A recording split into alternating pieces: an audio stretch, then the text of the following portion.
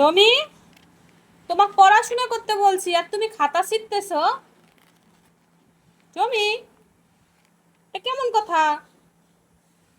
তুমি তুমি কি পড়াশোনা করবা না তার জন্য খাতা ছিঁড়তেছো? রে আল্লাহ, ছিঁড়ছে! রে আল্লাহ, দেখো দেখো কিভাবে ছিঁড়তেছে, দেখো তোমরা দেখছো কত বড় দাঁত দিয়ে খাতা ছিঁড়তেছে পড়াশোনা করবে না জন্য। চিন্তা করা যায়। এই তুমি তুমি আমার সাথে রাগ করছো?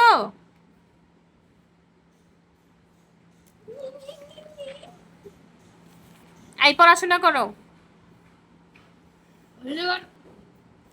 পড়াশোনা করবে না।